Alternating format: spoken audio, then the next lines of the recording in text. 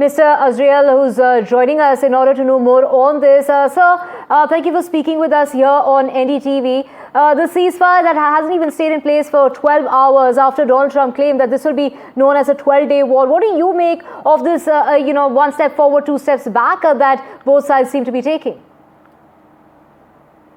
Yes, thank you for having me. Israel is, of course, very familiar with fragile ceasefires. We've seen several ceasefires, both with Gaza and with Lebanon, over this war that didn't last, and this time a very serious violation from Iran with these two missiles fired towards Israel some 3.5 hours since this ceasefire came into force at 7 a.m.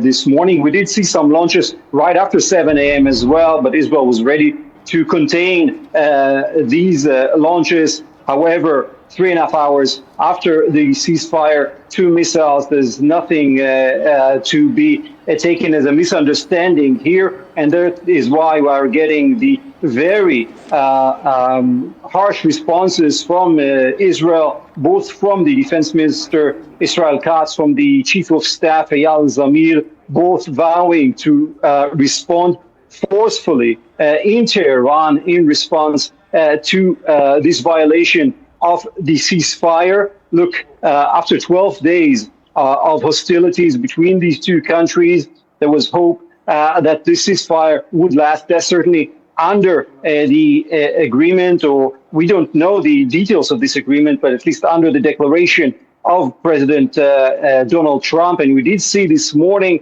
right before this rocket fire, an official announcement by the Israeli government saying that the goals of this operation, of this war, were achieved, eliminating Iran's nuclear capabilities, much of their ballistic missile program.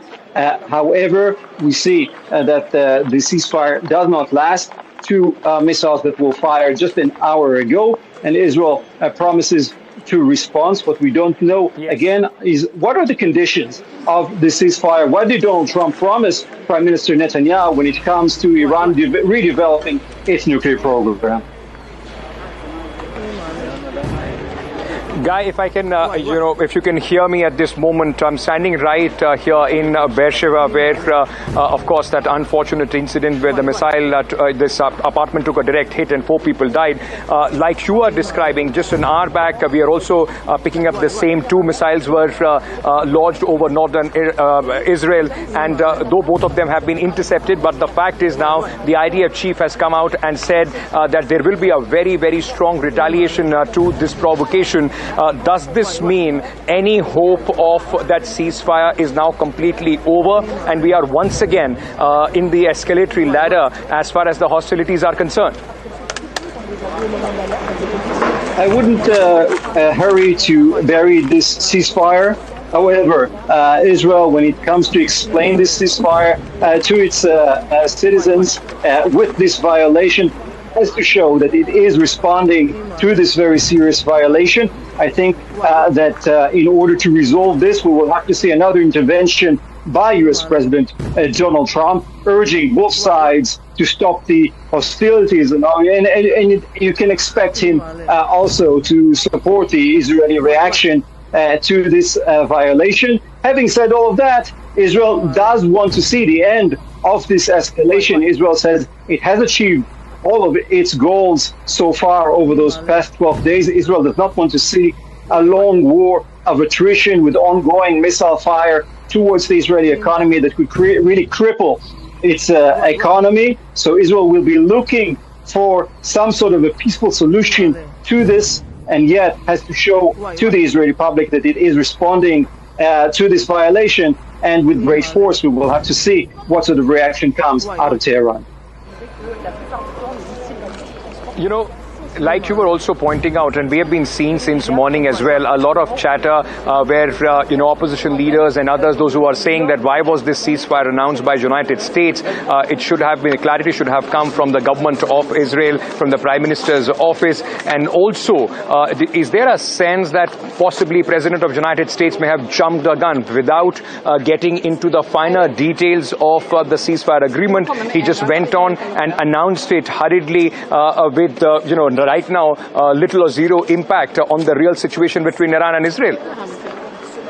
Look, there are quotes coming out of the cabinet meeting last night of Prime Minister Benjamin Netanyahu telling his ministers the Iranian threat was a cancer and cancer can always come back. He's perhaps suggesting to the fact that this agreement was reached with Trump about ending the hostilities, but it's not clear whether Israel is getting any guarantees about Iran rebuilding its nuclear program, its ballistic missile program, and I think above all, also the use of its proxies against Israel, as we saw throughout these 20 months of war, both with Hamas, with Hezbollah, with the Houthis, with militias in Iraq and in Syria. This is another threat that Israel has to deal with. It does not want to see a war of attrition, does not want to see more threats on Israel in the coming months. Yes, Israel has managed to make great achievements over this war, really eliminating the threat of Hamas almost completely. But we need to remember there are still 50 Israeli hostages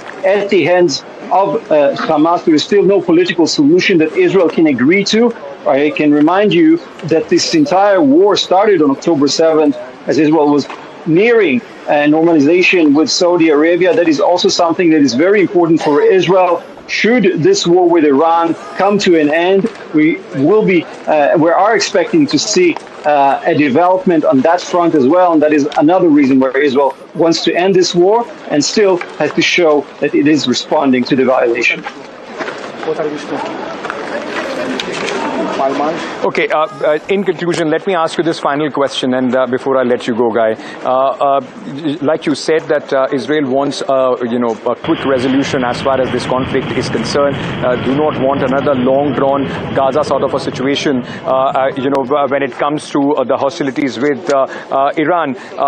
Are we expecting soon to hear from the Prime Minister, as it was declared earlier, that Benjamin Netanyahu would be making a statement? And with what has been happening in the last few hours, will he be under pressure at this moment not to come out and possibly announce, a ceasefire till the time there are certain assurances and guarantees that come in from the United States and Iran? Yes, obviously this violation catches Prime Minister Netanyahu at a very sensitive time. He was expected to speak to the public. We eventually did get an official statement from the government about the beginning of the ceasefire that came before the violation. Now I can tell you that all ministers were instructed not to give any interviews to the media, obviously not wanting to inflame the situation even further, not to say things that would harm or jeopardize the chances of renewing this ceasefire. Nonetheless, we will see the reaction. It's hard to see the Israeli jets not striking something, at least symbolically, in Tehran to show that Israel will not accept more of such violations. Guy, very quickly, before I let you go, let me also ask you this. Is there a sense that because United States, got involved and then wanted to get out of this situation, so it was not only just an off-ramp for Iran, what happened yesterday with their, attacks on the United States bases in Qatar and other places. Is there a sense in Israel that US also wanted to get this off-ramp, get off this situation, and that is why they hurried into this ceasefire announcement without possibly looking at the ground realities?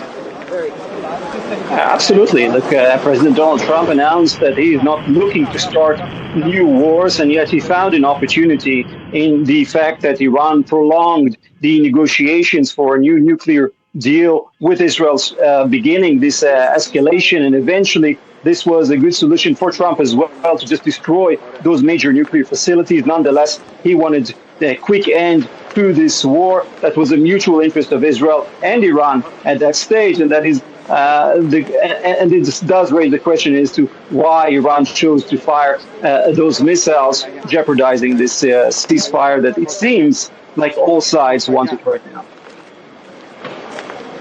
No, you're not.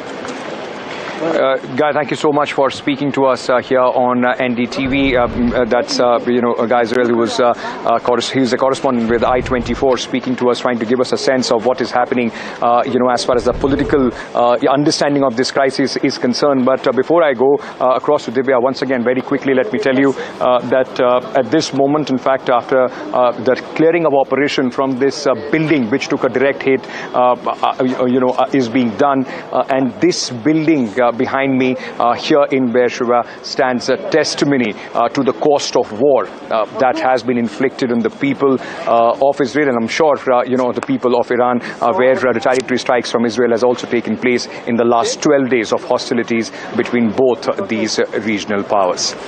Divya, back to you.